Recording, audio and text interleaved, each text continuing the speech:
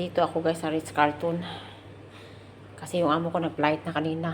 Galing ako sa MO, sa Mandarin Oriental.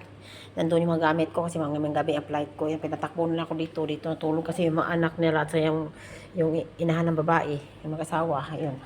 Dito natulog. Ay, dumi ng sahi guys. Oh, maraming puti-puti. Wala pa naman akong walis. Ginoo ko Lord. Ayun, nagpunas na lang ako. Tinanggal ko lahat ng bedsheet. Nilagay ko din kasi palagay rin lahat. Ayun, nandito na. Tapos, bitbitin ko yun mamaya. Ibalik ko yun sa kabila. Linis na ako dito guys. Ayan. Ayan, linisan ko pa yung mga sahig na yan. At itong washing, hindi ko alam anong oras matapos. Naku, kailangan sa airport gabi ako. Balik pa ako sa MO. Ano kaya ang mangyari? Matapos ko ay ang trabaho. Bahala sila dyan. Basta kayo kung hindi matapos pag alas 7 na, ialis na ako dito. Kasi maglinis ba ako dun. Sakay pa ako ng train. Ayun, maglinis ako guys, maglinis. Ayun yung maglinis ako dito. Ayun dito pa linis ako. Ayan, maglinis ako dito. Ayan, di ba? Ayun dito pa. Ayun.